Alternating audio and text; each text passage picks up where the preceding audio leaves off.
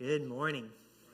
It is so great to be together today. Welcome to all. Before we do dive into our story from John, I wanted to read first a few words from the beginning of the letter called 1 John. These words are going to be important as we to keep in mind as we get into these stories from John today.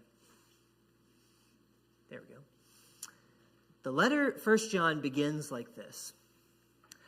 That which was from the beginning, which we have heard, which we have seen with our eyes, which we have looked at and our hands have touched, this we proclaim concerning the word of life. I want you to keep those words about what John heard and saw and touched with his hands. Keep those in your mind for down the road today in this lesson, okay?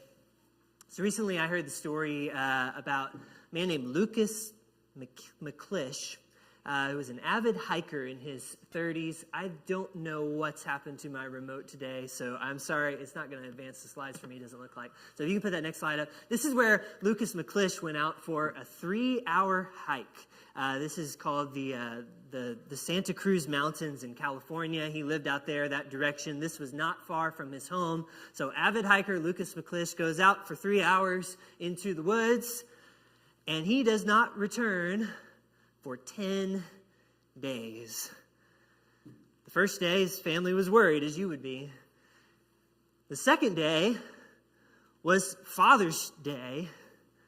And that's when they really started to worry about Lucas on a deeper level. But you see here in this picture that 10 days later, there they are in the woods, hugging and embracing. And the amazing thing about Lucas's story is the way that his voice played into his rescue.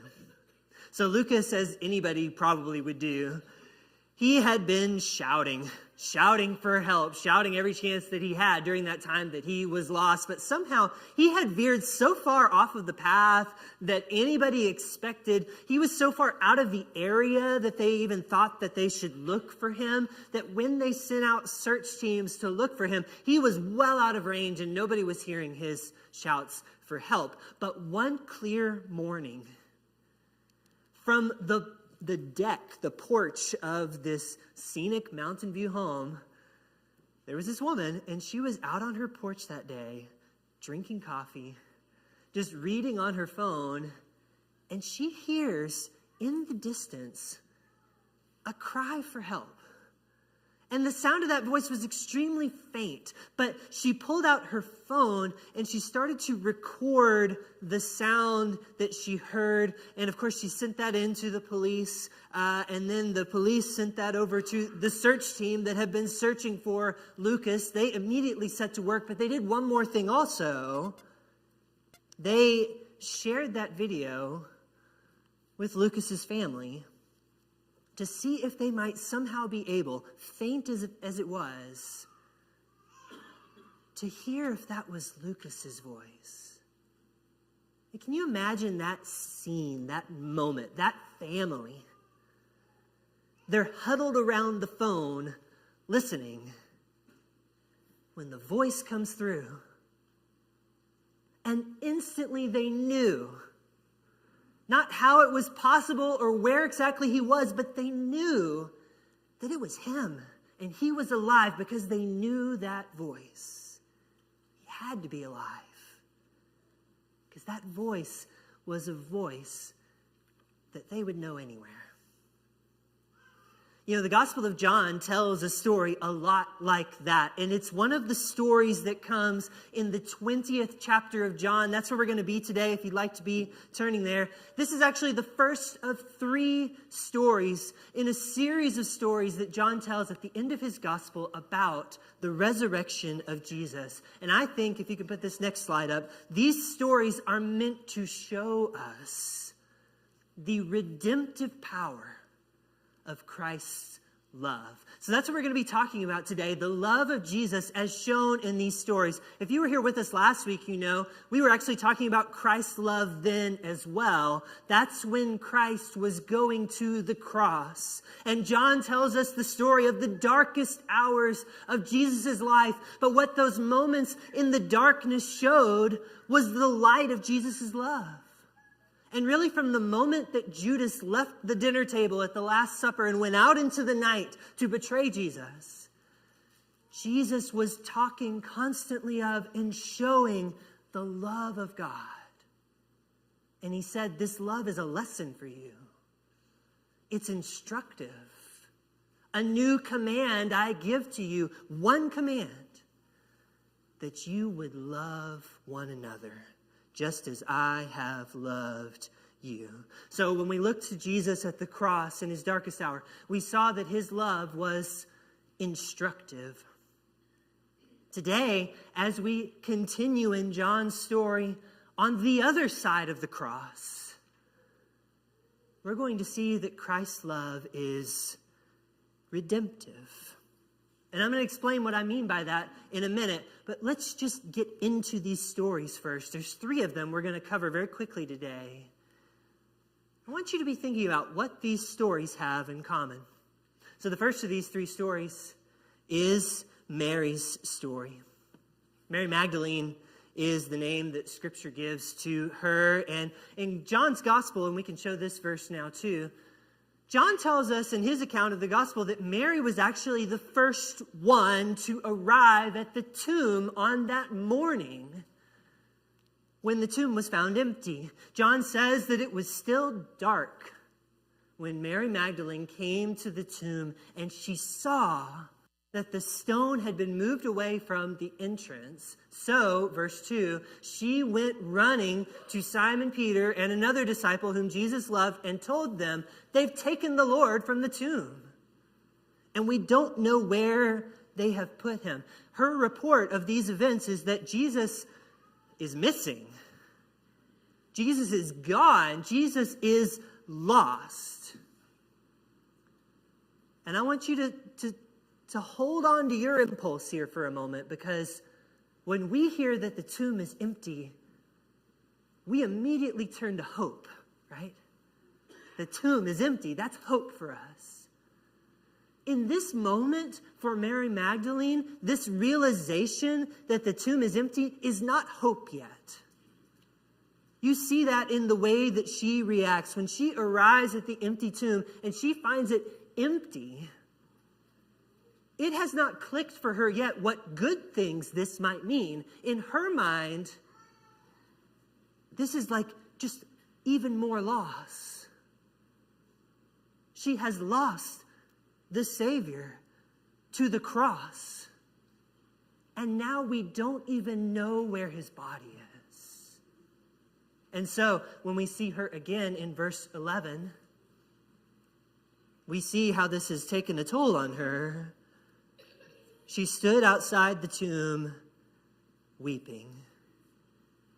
Because this moment with the empty tomb is making her feel the pain of separation from Jesus, that loss, all the more. And not even angels can change that. As she sat there, 2 angels appear to her. They were sitting where Jesus' body had been lying, though it's not there anymore. One of them at the head of where he lay and the other one at the foot. They say to her, "Woman, why are you weeping?" And Mary replied, "They've taken my Lord away, and I don't know where they've put him." Let's see the rest of that verse. When she had said this, she turned around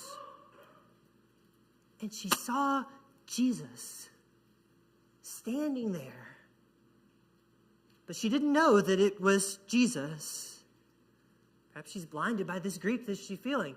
And Jesus said to her, "Woman, why are you weeping? Who are you looking for?" She thought he might be the gardener. She said to him, "If you have carried him away, tell me where you've put him, and I will take him." And at this moment, Jesus says to her, "Mary." And something incredible happens. With that word, her name spoken in the voice of her teacher, of her friend, the sound of that voice saying her name, it's like something wakes up inside of her and she knows the fog of that grief is lifted. She turned and she knew. That very instant she knew. Not how it could be possible, but she knew that Jesus was alive. That Jesus was with her. Because that was his voice. It's a powerful moment. And as we now leave the story of Mary and turn to the next story, we see her clinging to Jesus because somehow, some way, she knows that he's alive. She heard it in the sound of his voice. Let's look at the next story. After we get Mary's story in John's gospel, we have Thomas's story. This one plays out starting on the very same day. But it covers the span of about 8 days. In fact, on the first day of what I'm calling Thomas's story, Thomas is actually not even around. We can look at the verse here.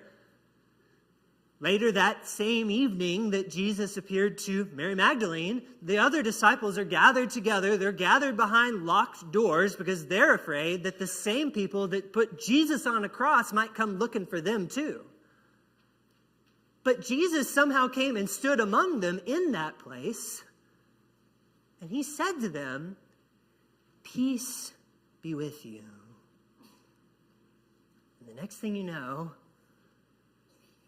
he's showing them his hands. He's showing them his side. Why is he doing that? He's showing them the places where the nails had been, where his side was pierced with the spear. We saw that last week. He's showing them these things. And when the disciples saw these things, they rejoiced because now they knew what Mary had just learned. Now they knew he's alive. This is real. He's really with us.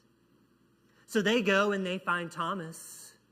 They tell him, of course, all of these things. They say, "We have seen the Lord." And some of you may remember what Thomas said to that. Thomas said, "Unless I see the wounds from the nails in his hand and put my finger into the wounds from his side, I will never believe it." Well, 8 days later, the disciples were again together in the house. The doors are locked again. Jesus comes and stands among them again and says, "Peace be with you." And then he turns to Thomas. "Put your finger here. Examine my hands. Extend your hand and put it into my side. Do not continue in your unbelief." Some of your translations might say it a little stronger than that. Stop doubting, but believe. And as we put a bow on this story, the second story that John tells of the resurrection, here we have Thomas proclaiming, "My Lord and my God," because now he knows it. And that's story number 2. Now, before we get to story number 3, I want to ask you, what do these first 2 stories we've just heard from John 20, what do they have in common? What are they here to tell us? Because when I see these stories, I see a common thread here, and it starts with this. It starts with experiencing the redemptive love of the risen Jesus and what that love is able to do. These are stories about experiencing the love of Jesus as something real and tangible and present. Jesus is really alive. He's really resurrected. And Mary and Thomas and the rest of the disciples, they experience this reality. They experience Jesus' love for them. I'm using that word a lot, aren't I? The word experiencing. That's very on purpose. You know, when we experience things in this life, real things, our real experiences, not just the things we think about or the things we imagine or dream of, when we actually experience things, those experiences take place on like a sensory level. Think back to grade school here. Think back to when you were in elementary school. You probably learned about the 5 senses. Did you learn this? We can see and hear and smell and taste and touch. That's how I learned it. Those senses are how we experience the world. We take in the world, its tangible nature, its reality through our senses. What do we have in these two stories? Do you remember that verse I told you to hold on to from 1 John chapter 1? The one from the beginning? Remember what it said? That which was from the beginning, which we have heard, which we have seen with our eyes, which we have looked at and touched with our hands.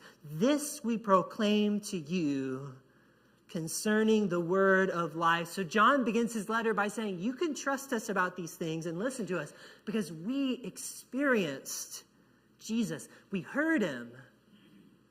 We saw him. We reached out and touched him. And if you now think back to those stories from John 20, what do we have there? We've got Mary, who's in such despair at the empty tomb. She's in despair because what she's experienced is the pain and loss and separation from a loved one. And yet, what is it that changes everything for Mary? She hears the sound of his voice. She hears him speak her name, Mary. And the reason she hears that is because Jesus has sought her out. Jesus comes looking for her. It is not as though Jesus rises from the dead, job well done, I'm out of here. No.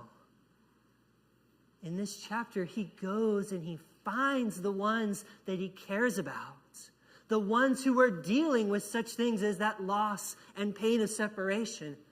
He goes and he finds Mary, and he redeems her experience for good. Christ takes that moment of loss and redeems it through this reunion, this finding the very thing that you lost, the person that you long for. Christ redeems that experience through his redemptive love. And for Mary, it comes by hearing it. Now for Thomas and the 12, in this case, it's what? Seeing it. Touching it even. The sight of Jesus. The invitation to feel his hands, touch his side. These experiences redeem the experience of doubt, disorientation. I should probably say a word about that word redemptive. It comes from the word redemption, which on a very literal level means to buy back or to transfer over. You could think about it like items in a store are once owned by somebody, and you go and you purchase them, and then you've redeemed them for yourself. You now own them. You've taken them from the store to something else. What Jesus is doing here is he's taking people in their moments of the hardest things they face, these negative experiences, and he's redeeming them out of that, making them whole. So we have Thomas here. He's the prime example. He has spent his life following after Jesus, believing that he is the Messiah, and then he watches as that Messiah is put on the cross, and just like everybody else who was with him, they start to think, well, maybe we were betting on the wrong horse here. We put all our eggs in this Jesus basket, and now he's crucified. And those doubts and that sense of loss starts to creep into his mind. And it's a struggle to dare to hope again, to dare to believe.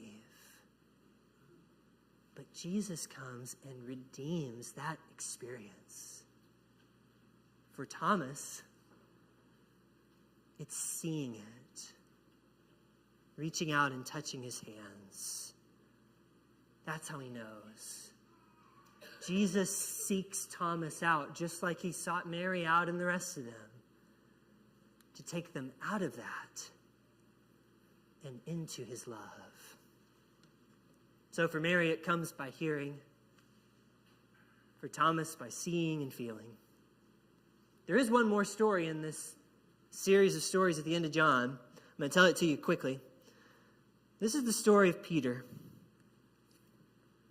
And as powerful as those first two stories are, I think Peter's story is even more powerful.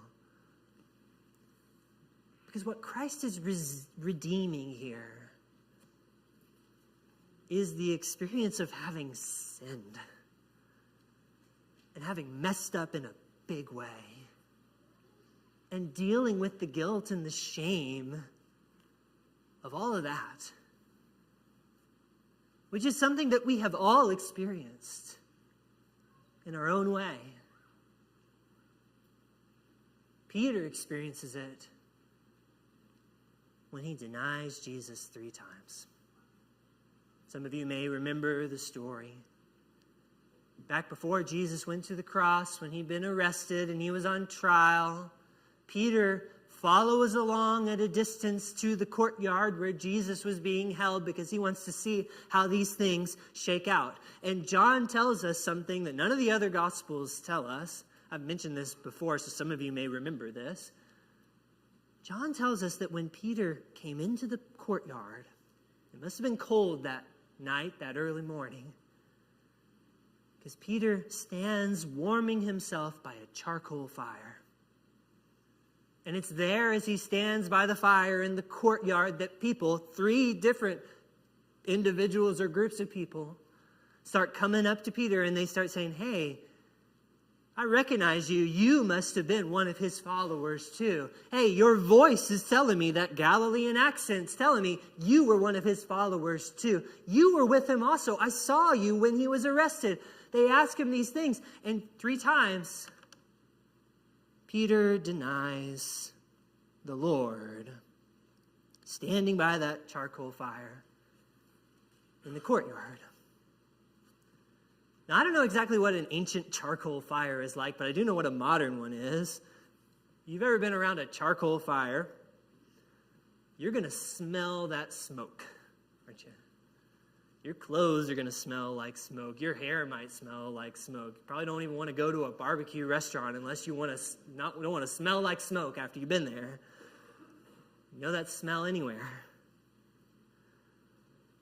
After Jesus is risen, in John chapter 21, before Jesus goes off into heaven, Jesus seeks out Peter before he goes to show Peter, who had denied him, to show him redemptive love. Jesus doesn't want to go off to heaven and leave before Peter has had that experience of having let God down, having that experience redeemed and restored. So on a night that Peter went out fishing all night, Jesus met him on the shore of the lake. And he made breakfast. And he called Peter to his side at breakfast. And wouldn't you know it, Jesus had built a charcoal fire on the shore. You smell the smoke. You know what Jesus is doing here. He's giving Peter an experience, a real, intangible, sensory experience that in one sense brings him back to that worst and shameful moment of his sin, but now gives Jesus an opportunity to redeem it, to restore it. And is it an accident that 3 times Jesus asks Peter, "Do you love me?" Even though Jesus knows that Peter does. Peter himself says, "You know that I love you." But Jesus says it still, "Simon, son of John, do you love me?" 3 times he says it. Feed my sheep, shepherd them, care for them. With every question and every charge he gives him, Jesus is inviting him back in, rehabilitating him, building him back up, showing him that God is able to move past that first moment by the fire. That God is not done with him yet. Peter experiences redemptive love by the shore as he breathes in the smoke of that fire. In all of these resurrection stories, Jesus seeks somebody out because he loves them. And he does it so that he can redeem their experiences of loss and separation from loved ones, of doubt and disappointment and disorientation about what we really believe and how to hold on to faith. And then of sin and shame and guilt. What an amazing thing it is that our God still today is able to redeem those very experiences in our lives. Some of the hardest things we go through in life are up there on the screen in those words.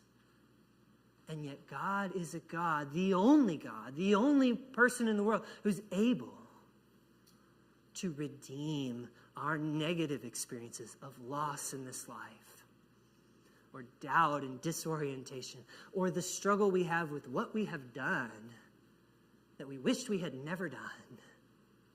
Only God is able to redeem those things by his love. And he is still seeking out people like you, seeking your life and your heart to show you that love as well. Maybe it's time for you to listen, to look, to reach out, to breathe in, and know the power of God to redeem every part of us by his love. Maybe this speaks to you today. Maybe what you needed to hear today is that God really is able and he desires to redeem our experiences in this life. And maybe there's something on your heart right now that you're working through. If you need the prayers of this church to support you in that, we want to be there for you. God, of course, calls us also to obey the gospel. One of the amazing things about the way that he calls us to respond is that it is so tangible, so sensory. It makes it real. To be washed in the waters of baptism communicates to us in a real and powerful, tangible way what it means to have our sin and shame washed away, to be made clean again. Maybe you can be challenged as we gather our community to our building today, that we all, like Peter, have been given a charge to show the love of Jesus, to carry it on now that Jesus is in heaven.